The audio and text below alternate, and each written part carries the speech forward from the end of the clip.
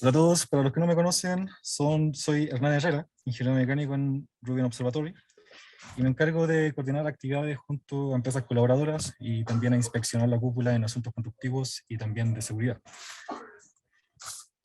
Además de actividades en terreno, optimizo los tiempos de avance en logística de materiales, fabricación de elementos estructurales, asuntos contractuales y confección de documentos, entre otros más.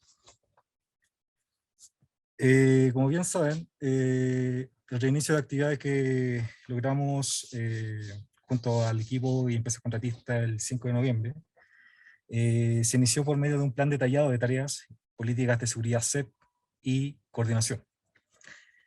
Equipo Rubin y empresas colaboradoras se fueron reintegrando paulatinamente para adaptarse nuevamente al lugar de trabajo. Esto permitió ir reconociendo los cambios relacionados en el periodo realizados en el periodo de shutdown e ir informando de lo realizado en las inspecciones periódicas.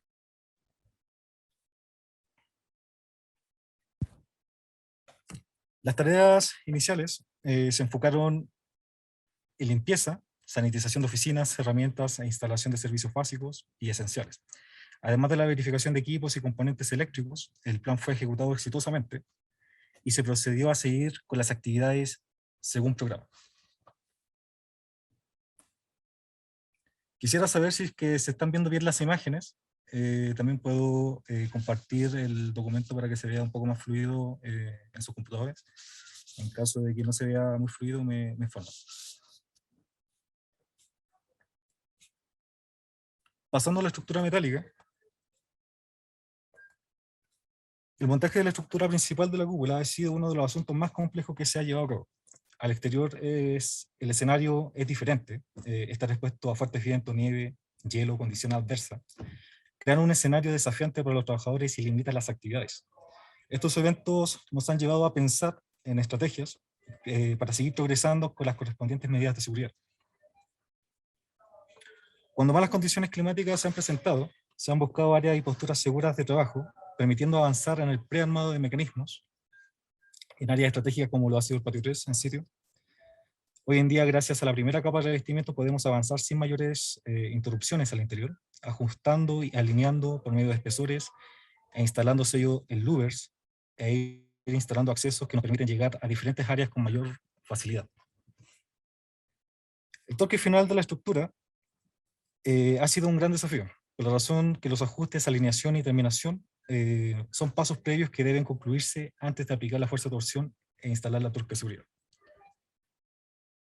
Sin duda alguna, la estructura metálica ha tenido gran avance en la instalación de los pullings, los cuales soportan los louvers, mostrados en imagen, 34 en total. Maniobras seguras llevadas a cabo por equipos de montaje han permitido instalar el último louver el 30 de marzo del presente año. La puerta de acceso posterior, como pueden ver en el lado derecho,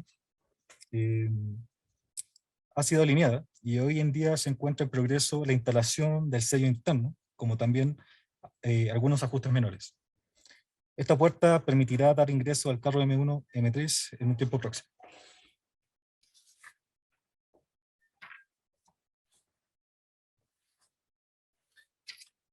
Como bien sabe el equipo acá en sitio, se han incorporado equipos que nos han permitido facilitar las actividades al interior de la cúpula. Estos equipos han tomado protagonismo, nos han permitido llegar a lugares de difícil acceso para trabajos de diferentes especialidades. Su función es estabilizarse en diferentes posturas y tener un alcance de hasta 26 metros, que es lo que nos ha permitido retirar alrededor del 90% de las plataformas andando y trabajar en un área más despejada y segura. Acá podemos ver en imágenes prácticamente el diagrama de estabilización, una imagen también del alcance que tienen estos equipos, y con la facilidad que podemos trabajar en ajuste las fachadas, en lo que son los louvers, en comparación a los andamios que teníamos anteriormente, que cubrían gran parte de la parte interna.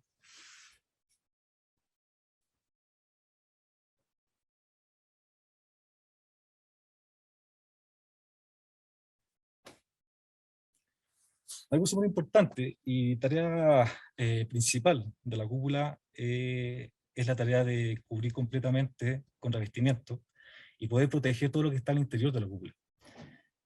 Este trabajo lo ha realizado exitosamente la empresa SIR, la cual tiene un trabajo muy detallado y es uno de los grandes avances que se ha tenido en la cúpula con esta capa. Se han instalado alrededor de 2.900 metros cuadrados de panel y queda un pequeño porcentaje por cubrir, que es la parte inferior, que también se le llama skirt, la falda, todo el perímetro inferior de la cúpula, que estará siendo instalado una vez que se instale el sello inflable. Además de la instalación de panel, no solamente se busca la fijación del panel, sino que también aplicar el sellado correspondiente y también instalar el flashing, que es el cubrejuntas, en las aristas y en los bordes según diseño. Podemos ver en la imagen trabajando el equipo de cierre en corte de paneles a nivel de terreno, y algunas imágenes que pueden verse que ha tenido un gran progreso lo que es el correcto corte, alineación de autoperforantes, y claramente se va viendo la forma, y es claramente, repitiendo la palabra, valga la redundancia, una linda cúpula desde el cielo.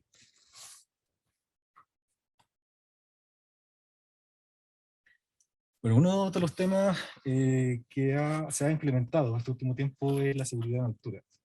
Se viene la segunda capa de revestimiento, que es una hoja de aluminio, en la cual se requieren sistemas certificados para proteger a nuestro personal y también para poder facilitar las actividades de la empresa de cierre, que es la responsable de este trabajo. Y se ha buscado empresas que nos permitan buscar soluciones para poder trabajar de forma segura y bajo certificación y bajo personal capacitado, terminar de forma segura la segunda capa de revestimiento. Los trabajos sobre la cúpula conllevan un gran viaje. Por lo mismo, esta empresa especialista Distintec fue la que implementó una línea de vida horizontal certificada para este tipo de trabajo. Además, se solicitó equipamiento, como pueden ver en la imagen central. 3 personas fueron capacitadas, aparte del instructor, que está en la segunda persona de izquierda a derecha, que fue quien los instruyó y los capacitó y los certificó. La capacitación de estos 3 especialistas es con acceso mediante cuerdas. Ese es el grado de certificación que tienen estas 3 personas.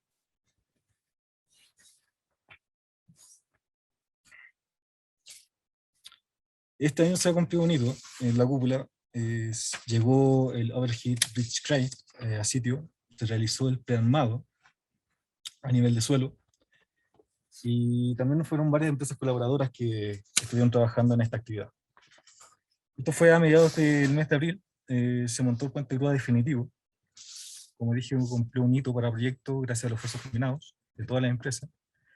Días antes se había retirado el puente de grúa provisional, MS Fiorano de 16 toneladas, que fue montado a principios del 2020, enero exactamente, y que cumplió una gran operación, permitiendo seguir avanzando en la programación del TMA, mientras el puente de grúa definitivo se encontraba en fabricación y en pruebas en Italia.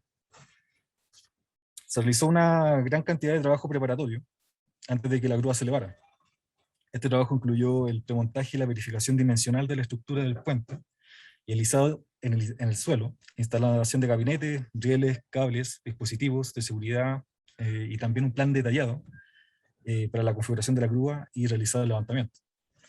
Como podrán ver acá, tenemos un plan que fue el plan previo, la selección de la grúa, configuración con 74 toneladas de contrapeso, configuración radio, posicionamiento, también se estuvo viendo el rigging correspondiente para poder elevar este bridge crane de forma segura.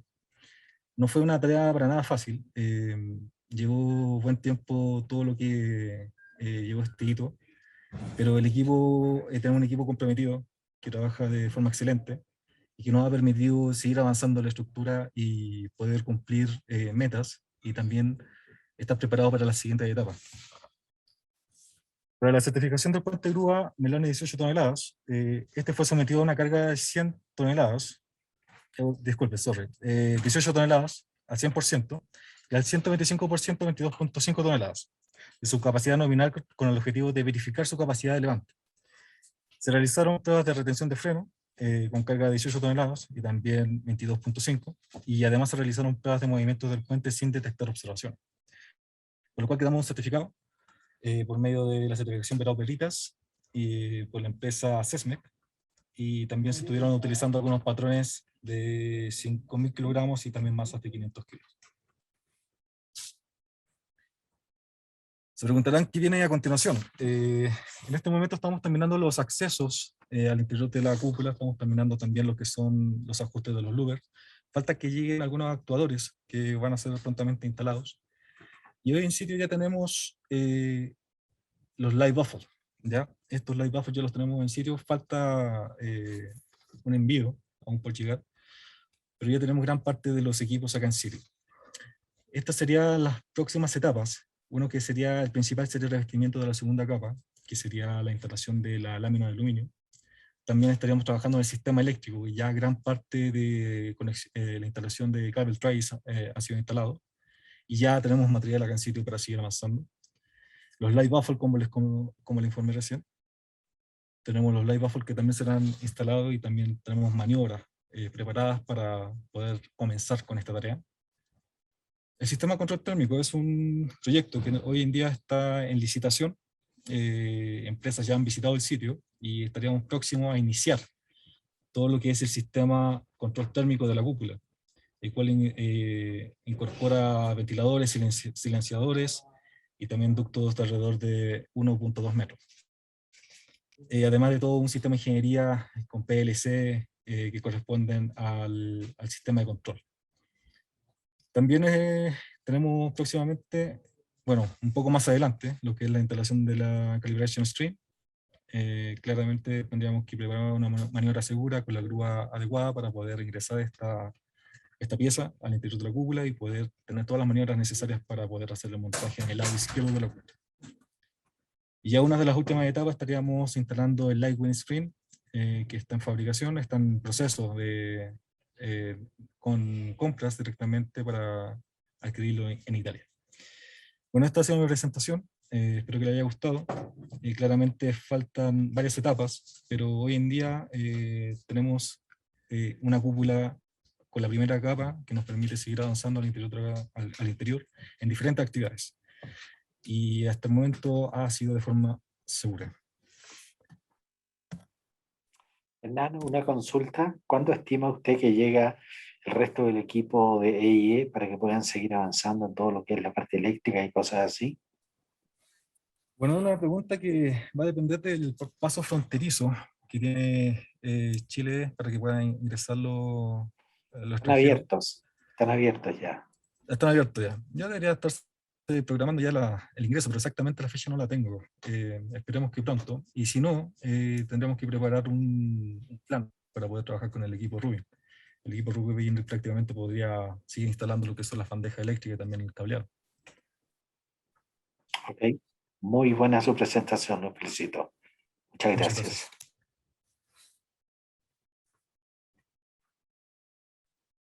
Gracias, Hernán. Ok, gracias a ustedes. Vamos a ver si hay otras preguntas. ¿Otras personas? ¿No? Bueno, lo único que falta es que tengamos mejores condiciones climáticas para completar la instalación del skirt. Correcto, tenemos la ski profesional. Faltan pocos metros por cubrir la parte inferior. Esperamos tener una posible rotación. Ya se tuvo una rotación, pero tenemos que rotar la cúpula donde nos permita ocupar la grúa y también los maldes.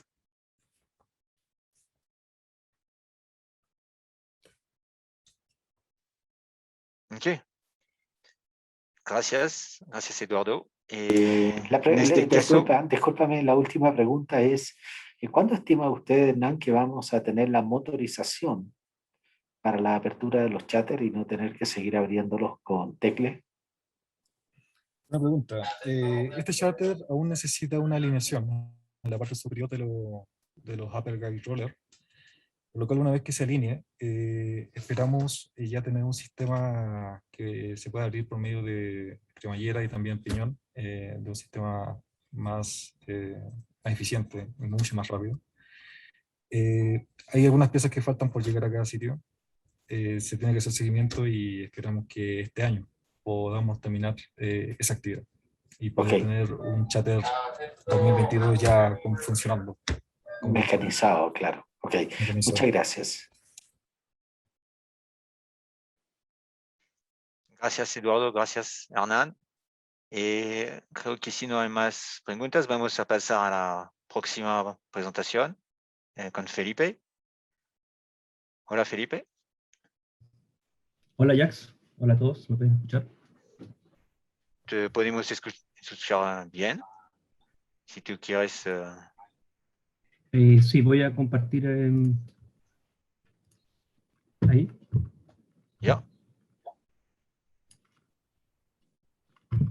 Ok. Buenas tardes a todos, yo soy Felipe Darwich, ingeniero electrónico senior de... Felipe, disculpe, Felipe. No vemos la versión. ¿Cuál ven? ¿Cómo decir? Espera, bueno, Podemos ver la presentación, pero no en modo de presentación. ya dame un segundo. Déjame...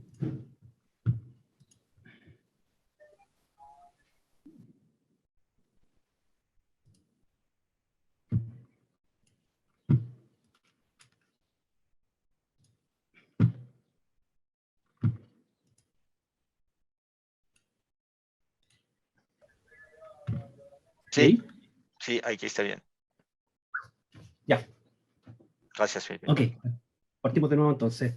Buenas tardes a todos, yo soy Felipe Darwich, ingeniero electrónico senior del observatorio, y hoy día les voy a hablar de hexápodo y rotador, dos subsistemas de nuestro observatorio, y les voy a contar en qué consisten y cuál es su función.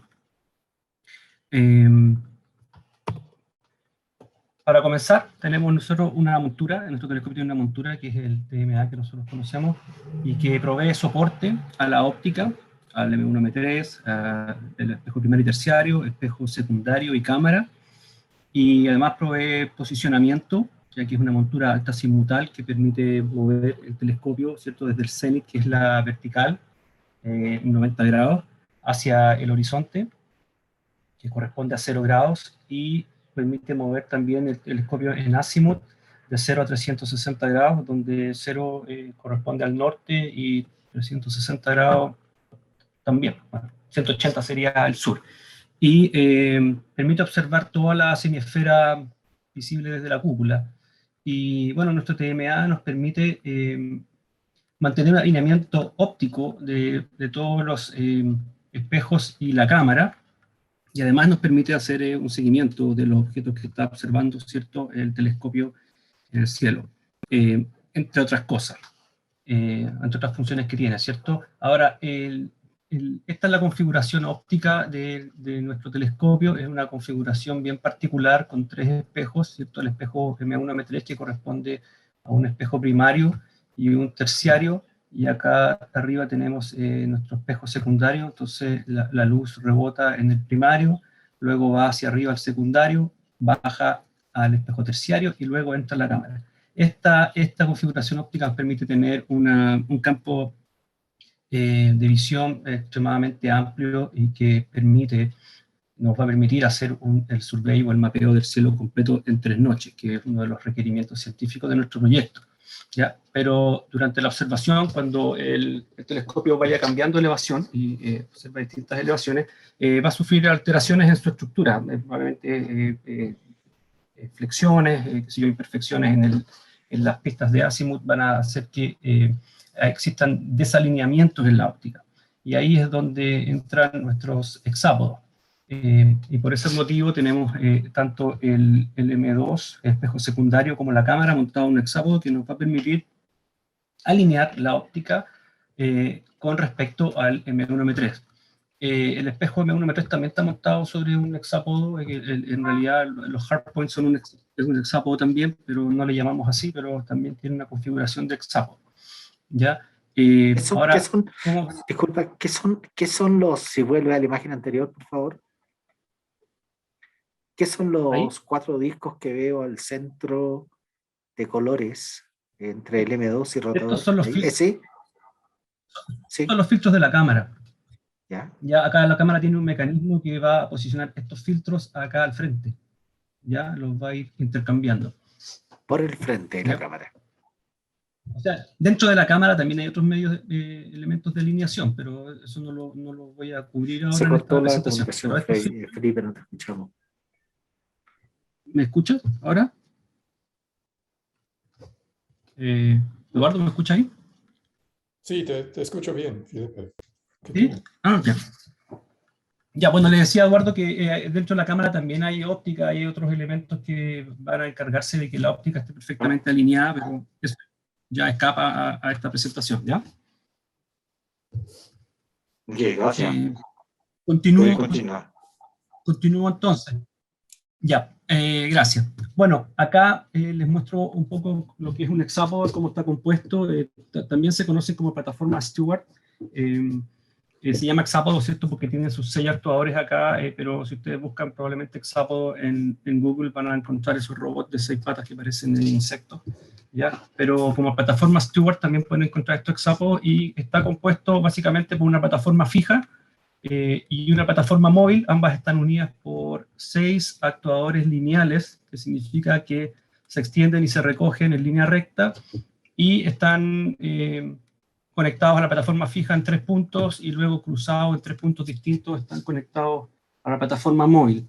Esto permite lograr movimiento en 6 grados de libertad, que serían, acá, bueno, en esta simulación, si es que se ve el movimiento, está haciendo un movimiento más complejo, pero podría solamente moverse en el eje Z, hacia arriba y hacia abajo, o recto hacia adelante, hacia atrás, hacia los lados, o incluso rotar sobre sus ejes. Y eso se logra, ese movimiento complejo se logra controlando los 6 actuadores en forma independiente. Entonces, para eso hay una matriz de transformación que va a transformar los desplazamientos de cada uno de sus actuadores en desplazamientos totales y en rotaciones, o en este caso, esta es una matriz de fuerza, la matriz de transformación está aquí al medio, es una matriz de 6x6, pero acá está reducida. También puedes transformar la fuerza que ejerce cada uno de estos actuadores, ya sea en tracción o en compresión, y convertirla en fuerzas totales que ejerce la plataforma móvil, o en momento total que también ejerce la plataforma móvil. ¿Ya? Entonces, de esta manera podemos lograr un posicionamiento bastante preciso y bien controlado. Entonces, para poder alinear nuestra óptica, ¿qué es lo que tenemos que hacer? Montarlo acá, en la plataforma móvil. Entonces, en nuestro caso, tenemos, acá podemos ver una imagen del rotador y el hexápodo montado en la estructura de integración.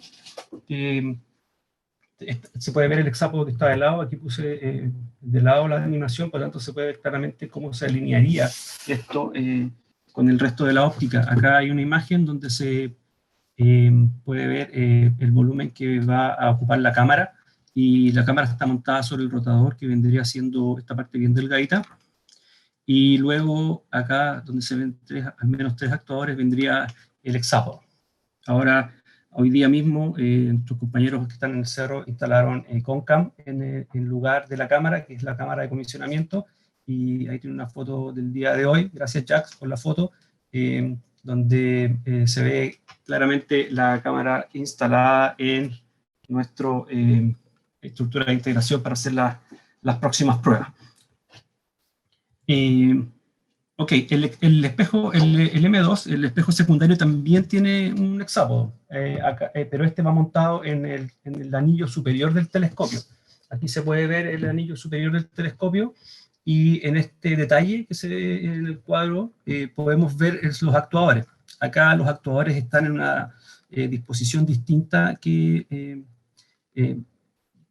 poco común, digamos, no es la estándar, pero al ser 6 actuadores sigue habiendo los 6 grados de libertad en este caso por la disposición que tienen, pero claramente la matriz de transformación va a ser distinta. El resto es igual, y salvo que en este caso la plataforma fija del hexápodo corresponde a la estructura azul de aquí, que es parte del telescopio. ¿Sí?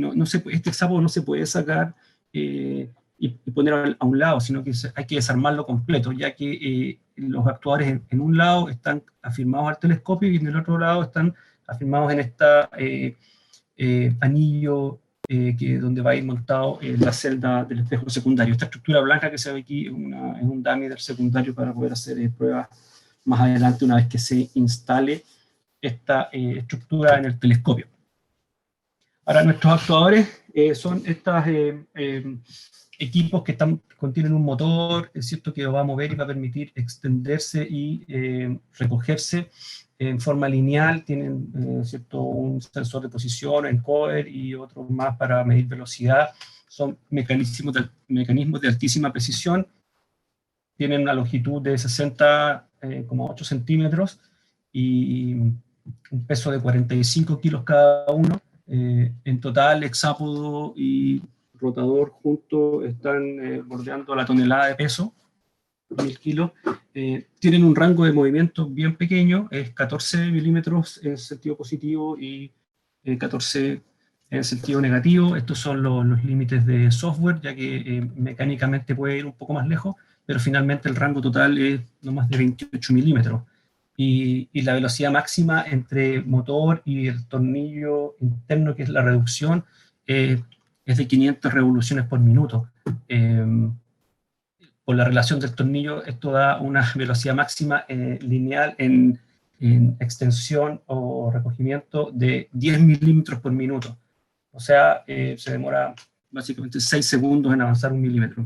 Eso es bastante lento, pero eso le da una precisión increíble, ya que el encoder lineal tiene una resolución de 1 nanómetro, que sería 1 millonésima de milímetro. Bueno, estamos hablando de alineamiento óptico y estamos hablando de correcciones muy, muy pequeñas que se van a producir por flexiones del telescopio, pero claramente una vez montado todo queda bastante bien alineado. Esto es para hacer correcciones demasiado finas, ¿ya? Entonces esa sería la función del hexápodo, es apoyar el alineamiento óptico que hace toda la estructura. Ahora, nuestro telescopio, como explicaba, es un telescopio alta-azimutal. Entonces, además de proveer soporte para la óptica y contener todos los componentes que la conforman, le hace un seguimiento, ¿cierto? Hace un seguimiento cuando tiene sus motores de elevación y azimut, y hace un seguimiento del objeto. En esta foto podemos ver una foto de nuestro telescopio vecino Gemini Sur con una cámara estática. Y como pueden ver, las estrellas van siguiendo una trayectoria curva en el cielo que está determinada por la rotación de la Tierra, ¿ya? Entonces el telescopio tiene que, para poder tomar una imagen que no se vea como esta, con las estrellas movidas, o moviéndose, tiene que seguirlo. Y el seguimiento lo hace en elevación y azimut, o sea, hacia arriba y hacia abajo, o derecha-izquierda, en rotación. Acá en la simulación, en la animación que está acá abajo, se ve cómo va avanzando las estrellas en el cielo, y este cuadro verde que pueden ver en la animación del medio es el pointing del telescopio. Entonces, como pueden ver, azimut es hacia los costados, elevación hacia arriba y hacia abajo, y con eso puede hacer un movimiento compuesto que va a seguir perfectamente a cualquier campo que esté observando. Pero si se fijan, las estrellas no solamente tienen un desplazamiento, sino que además también se están rotando. Entonces, lo que muestra la tercera animación es lo que estaría viendo el telescopio en su campo, que es un campo que está rotando. Y esto, bueno, aquí está tomando distintas imágenes, pero si fuese una sola exposición larga, todos estos puntitos se verían como una línea, tal como se ve en esta otra foto. Entonces, ¿qué es lo que necesitamos para poder tomar una imagen larga y estable? Es rotar nuestra cámara. Y para eso la tenemos que montar en el rotador. Entonces el rotador es un mecanismo que nos va a permitir rotar la cámara y compensar o contrarrestar la rotación del campo producida por la rotación de la Tierra y por el tipo de montura que tenemos, que es la montura alta-azimutal. Acá podemos ver un rotador. Este rotador es de uno de los telescopios VLT del norte, está aquí en fase de prueba. Son básicamente dos anillos, un anillo que está fijo montado al telescopio y otro anillo móvil donde va a estar montado el instrumento. Y aquí en esta imagen de la derecha podemos ver una imagen de nuestro telescopio auxiliar que también tiene una montura alta-azimutal, o sea, la parte de abajo se mueve aquí en rotación y la parte superior se mueve en elevación. Entonces El espectrógrafo que está aquí montado en el costado está montado en el puerto Nasmyth, que tiene un rotador también. Tiene que tener un rotador para poder compensar esa rotación. En nuestro caso, el rotador es bastante plano, tiene un rango de movimiento de más o menos 92 grados, o sea, en total, poco más de 180 grados de movimiento completo, de extremo a extremo, y tiene una precisión de 9 milésimas de grado. O sea, si la circunferencia completa tiene 360 grados, y cada grado lo dividimos en 1000, tenemos 9 milésimas de grado. Es bastante preciso también y puede lograr velocidades desde 0 hasta 5.25 grados por segundo cuadrado, que es la velocidad de slew. Pero luego durante el seguimiento la velocidad va a variar dependiendo de en qué posición en el cielo esté observando el telescopio, ¿ya? Pesa 456 kilos, como les indicaba antes, junto con el hexápodo van a pesar ya aproximadamente 1 tonelada, y puede tener una carga de hasta 3.000 kilos, que debería ser el peso de la cámara, no exceder de ahí. Tiene 2 motores, tienen alto torque y tienen un freno integrado cada uno. Con 2 motores se puede lograr evitar que el mecanismo en su tienda a tener lo que se conoce como el backlash, que es como una especie de punto muerto dado por su engranaje, pero con 2 motores ya eso se elimina y puede producir un torque nominal de 768 Nm. ¿Ya? Entonces, con este rotador, finalmente vamos a poder, esa sería la función final del rotador, rotar el campo, ya como lo indicábamos antes. Ahora, respecto del M1M3, a mí siempre me gusta hablar del M1M3, así es que los hardpoint también son un hexápodo, como pueden ver acá en el desarme de la celda. Acá está el espejo primario arriba, primario y terciario, luego tenemos todo su sistema de soporte, finalmente vienen los hardpoints, y abajo viene en la celda, ¿cierto?, la barrera de vacío y el resto de la estructura. Y podemos ver que los hardpoints también forman un hexápodo truncado en realidad, porque no salen desde la celda desde el mismo punto exacto, solamente sus extensiones, sus prolongaciones, y tampoco llegan al mismo punto en el espejo. Pero para efectos prácticos el cálculo es similar, y la función principal que tienen los hardpoints en el M1M3 es justamente posicionar el espejo en la posición de observación.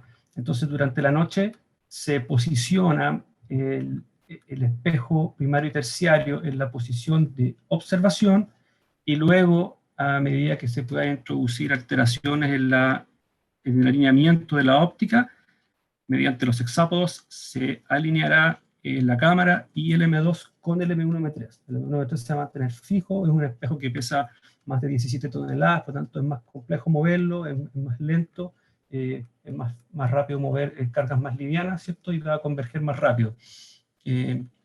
Ahora, los hardpoints solamente posicionan el espejo, no hacen fuerza para levantarlo, para eso están los actuadores neumáticos. Así que una vez que los actuadores neumáticos levantan el espejo y el espejo está, digamos, prácticamente flotando en el aire, los hardpoints pueden moverlo fácilmente. Y ellos están equipados con un mecanismo que protege el espejo. Entonces, cuando la fuerza que hacen los hardpoints excede de cierto límite, pierde su rigidez y deja de ejercer fuerza sobre el espejo. El espejo es prácticamente el corazón del telescopio, es demasiado delicado el espejo de borosilicato y hay que cuidarlo, así que tiene su mecanismo de protección. Ahora, bueno, ¿cómo vamos a saber que la óptica se desalineó, aparte de tener imágenes malas?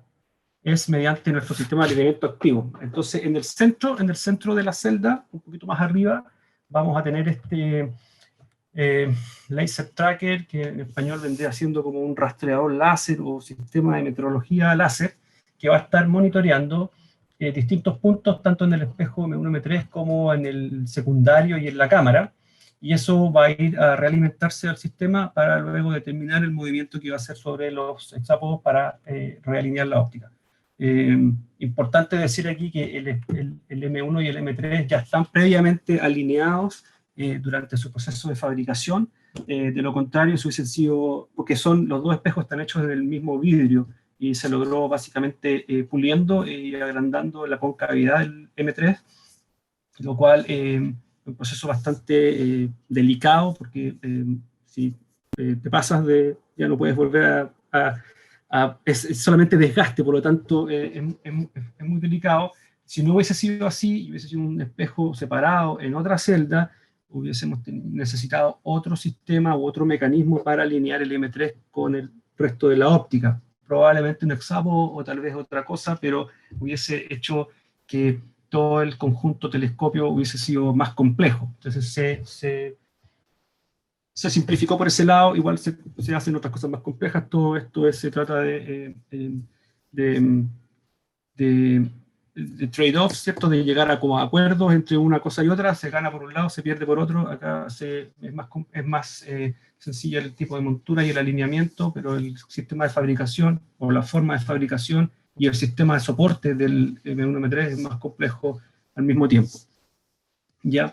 Entonces, bueno, básicamente eso es lo que en nuestro telescopio se refiere para hexápodo y rotador, pero antes de terminar quería mostrarle otros ejemplos también bien interesantes de hexápodos y rotadores, y encontré este ejemplo que es bien interesante desde el punto de vista de ingeniería. Es una grúa, está montada sobre un hexápodo y está en un barco. Entonces el hexápodo está activamente compensando el movimiento del barco producto del oleaje.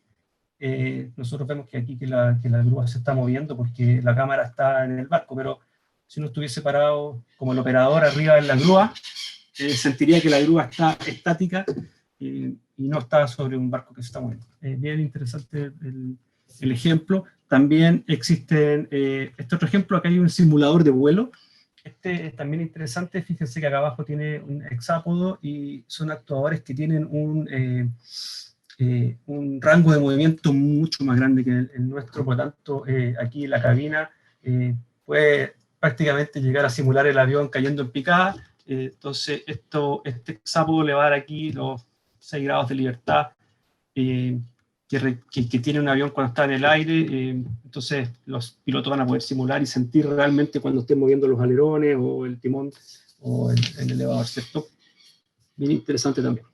Bueno, como conclusión final, el telescopio va a sufrir deformaciones cuando esté observando. Eso va a desalinear la óptica, y la forma de volver a alinearla es usando, vamos a tener el sistema de laser tracker, el rastreador láser, que va a estar monitoreando distintos puntos de la óptica en tiempo real y realimentando eso para, utilizando los hexápodos, poder realinear la óptica. Y da nuestra montura altazimutal, el campo de observación se va a ir rotando durante la noche, y por lo tanto el telescopio requiere tener un rotador donde va a estar montada la cámara y que va a estar compensando esa rotación en tiempo real durante la noche. Ambos mecanismos son de gran importancia para alcanzar la calidad óptica determinada por los requerimientos científicos del proyecto. No son los únicos, pero son más importantes. Eso. Gracias, Felipe. Yo puedo ver que hay preguntas en el chat, pero no tenemos tiempo. Felipe, si tú puedes enviar una respuesta en el chat. Ya, voy a seguir conectado ahí, voy a estar respondiendo Muchas las gracias. preguntas. Y muchas gracias por tu presentación.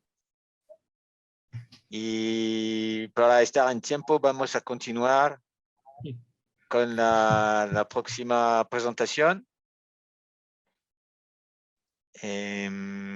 David. Hola, David. Sí. Hola, ¿se me escucha? Sí, escucha bien. Perfecto, estoy empezando a compartir la pantalla. Ahí deberían de verla. Ahora, modo presentación. Excelente. Pero, ¿está correcto? Genial. Sí, todo está bien. Perfecto. Pues nada, comenzamos. Bueno, buen día a todos, antes que nada, bienvenidos a esta breve exposición sobre el sistema Dynalink. Dado que llevo relativamente poco en el proyecto, me gustaría comenzar esta charla presentándome brevemente. Mi nombre es David Jiménez y comencé a primeros de este año a trabajar en el proyecto como ingeniero electrónico. Desde entonces llevo involucrado en el diseño del sistema Dynalink, entre otros trabajos. Ya que realmente no sé si todos ustedes conocen este sistema o si han escuchado hablar de él, voy a comenzar desde cero contextualizando el para qué, el por qué y cómo, bueno, y también el dónde del mismo. El sistema Dynalink tiene como objetivo suministrar fluido de enfriamiento a diferentes elementos del proyecto, los cuales se encuentran ubicados en las zonas críticas del telescopio, dado a los riesgos asociados a la posibilidad de cualquier tipo de fuga. Estos lugares corresponden a todo lo que se encuentra por encima de la celda M1-M3. Justo, bueno, por ejemplo, sería la zona que vemos acá en la presentación. Los sistemas que se encuentran en esta zona principalmente serían las cámaras, Comcam y LSTCAM, y los gabinetes eléctricos y de control ubicados en la parte más alta de la montura, el TEA o bueno, Top End Assembly. Detallar que ambas cámaras podrían requerir de este fluido de enfriamiento tanto en el telescopio, haciendo ciencia, como en la sala limpia, cuando están en etapas de mantención, pruebas, etc. Este fluido de enfriamiento será provisto con un caudal y temperatura concretos, ambos marcados por el cliente principal, o alguna de las dos cámaras. Con esto sabemos la base para poder seguir hacia adelante hacia el siguiente punto. Ahora diríamos el por qué Dynalink y no, por ejemplo, el glicol habitual en este tipo de proyectos. Para dar respuesta a esta pregunta debemos de hacer un poco de historia dentro del aprendizaje de proyectos similares. Hablo concretamente del Large Binocular Telescope, el LBT, un proyecto en el cual en el año 2015 se produjo una fuga importante de agua glicolada, aproximadamente unos 250 galones en una de las mangueras de la parte posterior del espejo secundario. El espejo secundario este acá que vemos resaltado en la imagen. Este incidente produjo un gran número de daños relevantes en diferentes sistemas, los cuales fueron pocos realmente comparándolos con los posibles, ya que esa noche el telescopio estaba apuntando hacia el horizonte en lugar de su posición aparcado habitual, en cenit, ya que estaban en una etapa de mantención del secundario y no estaban operando. Los principales daños fueron los siguientes: daños en la óptica del secundario, el cual es deformable y es una característica que vuelve más compleja aún la situación, y daños eléctricos y electrónicos en diferentes dispositivos. A día de hoy, estos daños, realmente los daños ópticos persisten en el recubrimiento, debido al alto riesgo que supone intentar repararlos, ya que bueno, lo que es la estructura y la constitución de un espejo deformable, y en este en concreto con una membrana bastante fina de sustrato, pues hace bastante crítica a cualquier intervención. Por ello, estos básicamente fueron los daños producidos por las características químicas del glicol, el cual es un producto que es agresivo sobre la superficie óptica, presentando una dificultad considerable para su limpieza, y produce daños corrosivos en los elementos eléctricos y electrónicos, considerando además la toxicidad propia que el glicol conlleva. Teniendo en cuenta estas consecuencias en este incidente e imaginando las posibles si el telescopio hubiera estado apuntando al cenit, desde el proyecto Rubin se tomó la decisión de sustituir el fluido de enfriamiento original basado en glicerina, agua glicolada, por uno menos problemático en el supuesto de fuga. Esto para todos los sistemas y elementos que necesitaron de enfriamiento en la zona crítica, por encima de M1-M3, como comentábamos anteriormente. El fluido alternativo fue el Dynalink, concretamente el HC20, producto menos agresivo dadas sus características, las cuales podemos resumir en que es un producto basado en agua, no es tóxico ni inflamable, es 100% biodegradable y, como es para nuestro interés, tiene una gran transmisión térmica. Tiene una inhibición a la corrosión aplicada en fábrica y puede ser replicable in situ en planta una vez utilizando. Y una de las últimas, pues la facilidad que tiene para la limpieza. Este fluido también es utilizado en la industria agroalimentaria y farmacéutica, lo cual garantiza una muy baja toxicidad y agresividad con los materiales con los que entra en contacto. Y como decía anteriormente, la limpieza es mucho más sencilla que el propio glicol. Estos son los hechos y motivos por los que se ha llevado a que este proyecto haya seleccionado Dynalink como fluido de enfriamiento. Ahora que tenemos ya una idea del para qué y el por qué, pasamos a saber cómo vamos a implementar este sistema. El sistema Dynalink está formado por dos circuitos de enfriamiento, ambos paralelos e idénticos. Cada uno de ellos está designado originalmente a suministrar frío a cada una de las ubicaciones de la cámara, telescopio y sala limpia, aunque ambos, gracias a un sistema de válvulas automatizadas, puede reconfigurarse. Esto dota al sistema de una redundancia, algo muy importante dado lo imprescindible del sistema para la instrumentación de Rubin. Cada uno de estos dos circuitos de enfriamiento se basan en una enfriadora de Dynalink, la cual requiere de aporte de glicol, una bomba de recirculación y una considerable cantidad de sensores y válvulas. Todo el conjunto de cañerías se encuentra monitoreado con sensores de diferentes tipos: presión, flujo, temperatura. Dentro de lo que es el grupo de las válvulas, aparte de las manuales de aislamiento, se disponen también de varias automatizadas, como son las mezcladoras de 3 vías, reguladoras de presión y las de aislamiento motorizadas.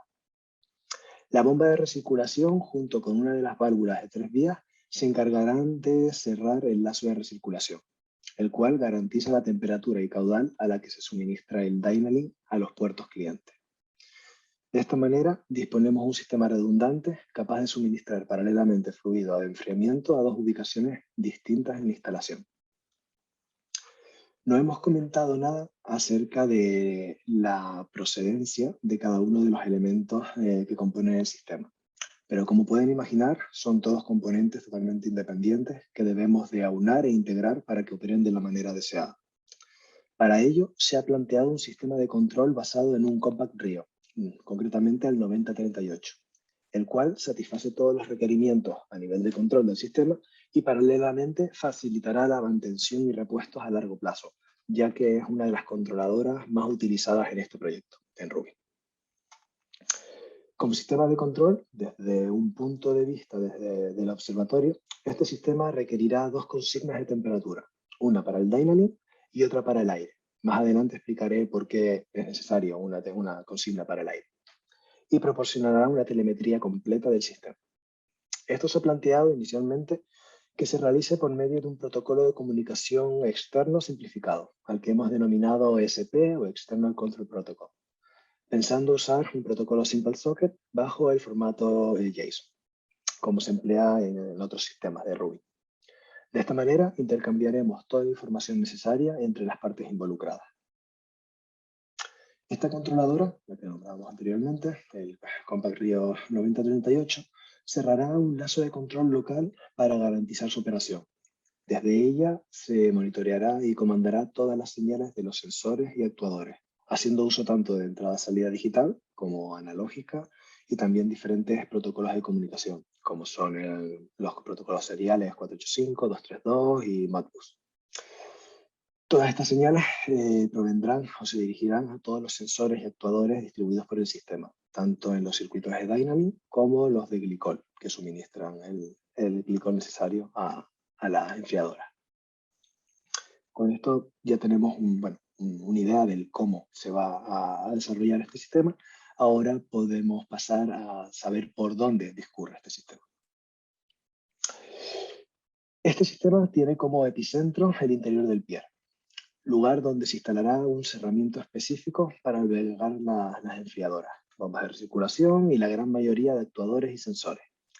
En sus proximidades, pero no se había actualizado ahora. En este punto sería el epicentro, o sea, donde irá ubicada toda la maquinaria, el grueso de la maquinaria del Dynalink, y en las proximidades se ubicarán los gabinetes de poder, control y comunicaciones.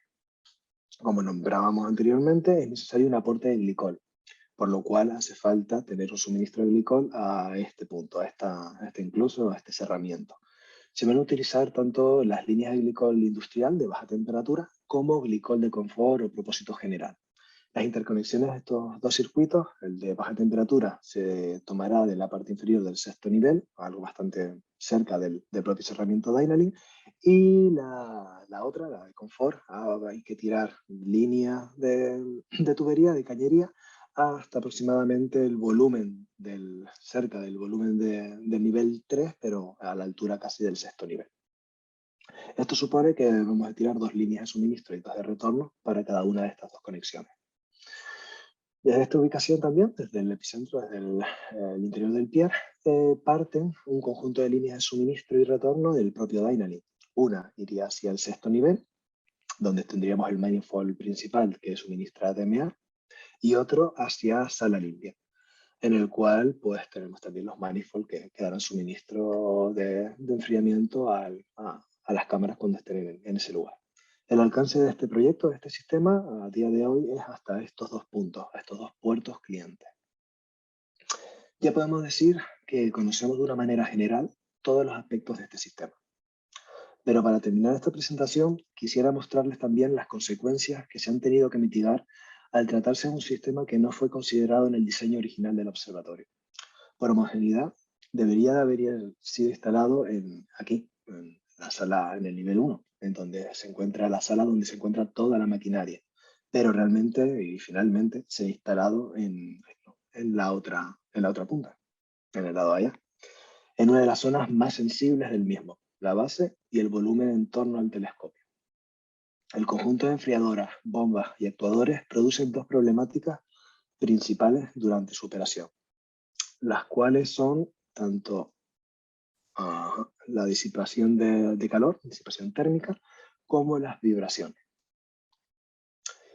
Para la primera de ellas, la disipación térmica, hay que tener en cuenta que afecta directamente a la gestión térmica que realiza el ESS, el Environmental Enclosure Control System, sobre todo el volumen del aire del domo, el Low Enclosure o Pier Surrounding e interior del pier. El calor desprendido por la maquinaria ascendería directamente hacia el telescopio, teniendo en cuenta que no son zonas aisladas, introduciendo turbulencias en el volumen del aire. Para mitigar esta consecuencia, se ha considerado el cerramiento de toda la maquinaria de Dynalink, aprovechando dos puertos de ventilación del pier para forzar el aire hacia el exterior por medio de ventiladores, y a su vez forzándolo a pasar previamente por un intercambiador de calor, ubicado en cada uno de los puertos. Y a su salida mediríamos la temperatura de salida del aire. Aquí tenemos una captura del modelo del intercambiador, bueno, del puerto, con el intercambiador y el ventilador. Estos intercambiadores de calor serán provistos de glicol industrial de baja temperatura y se ajustará la temperatura del aire por medio de otra válvula mezcladora. Nominalmente, la consigna de temperatura a la que se debe de salir el aire exhausto provendrá del ESS mediante el ESP, el External Control Protocol. Es una de las dos consignas que nombraba anteriormente. Y se corresponderá a la temperatura a la que debe estar todo el volumen del aire del domo. En una situación de operación degradada, en la que no existiera por algún motivo comunicación vía ESP, se tomará como consigna la temperatura ambiental tomada en un puerto opuesto al cerramiento del Dynalink, por medio de un sensor propio del sistema Dynalink. De esta manera podríamos ser independientes a un corte repentino de comunicaciones o algún tipo de falla de ese tipo. De esta manera, térmicamente hablando, el sistema Dynalink debe de ser invisible para el resto del sistema. Pasando a la segunda de las consecuencias, estamos hablando ahora de las vibraciones. Como es de imaginar, cualquier fenómeno de este tipo que se transmita por el pier hasta la montura del telescopio puede llegar fácilmente hasta los elementos ópticos, afectando directamente a la calidad y requerimientos científicos de las imágenes que adquiera este telescopio, y con sus cámaras, obviamente. Por ello, debemos de mitigar en la mayor medida posible toda vibración. Esto se ha realizado mediante la instalación de amortiguadores en la base de las enfriadoras y de unas pequeñas plataformas amortiguadoras similares para las bombas, tal como se observan estos dos detalles en este slide. De esta manera, la idea es hacer pasar desapercibida la operación del sistema Dynalink en un lugar tan crítico como es el interior del pier. Y bueno, no sé si me he acelerado un poco en la presentación, pero con esto hemos llegado al final de esta pequeña charla sobre el sistema Dynalink. Espero que les haya gustado. Muchas gracias por la atención. Si tienen alguna pregunta o sugerencia, pues es el momento. Gracias, David. Excelente presentación. Y tenemos tiempo para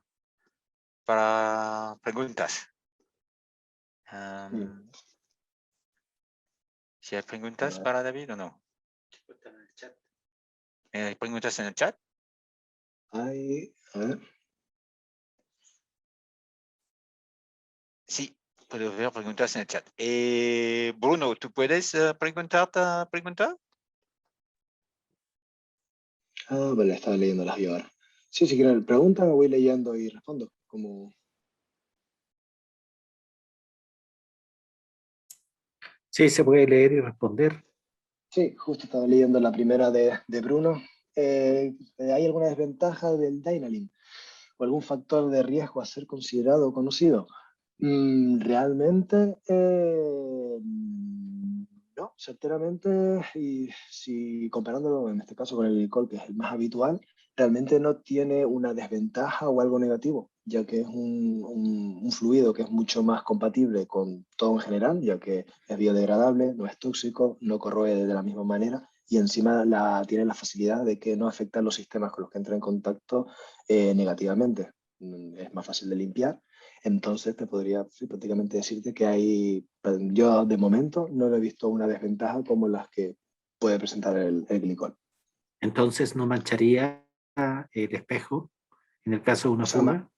En el caso de la fuga, puede manchar el espejo, pero la limpieza es mucho más simple, más sencilla, ya que bueno, el agua glicolada es más aceitosa, más untuosa, más complicada de limpiar, y la maniobra de limpieza sería mucho más sencilla, y el daño, el recubrimiento sería mucho menor, al no corroer y no afectar tanto al propio aluminio. Perfecto. Siguiente pregunta. ¿Es tarde para reubicar el daño del primer nivel?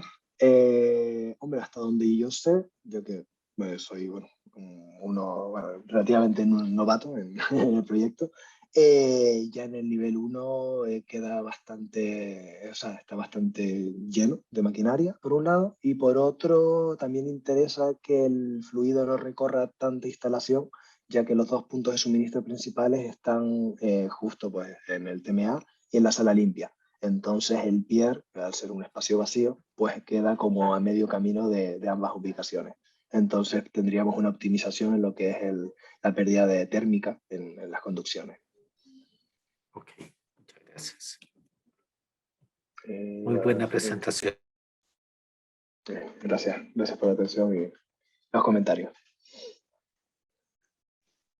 Ok, gracias. No sé si hay otras preguntas. No, aquí, a ver, en el Slack no, y acá no, son esas dos. A ver, sí, de momento no hay ninguna más. Ok. En este caso, gracias a todos. Y espero que vamos a continuar mañana a la misma hora. Y gracias para conectarse. Y gracias a todas las tres presentaciones. Hasta mañana. Perfecto. Venga, gracias. Chao. Chao. Chao, Chao, hasta chao. mañana.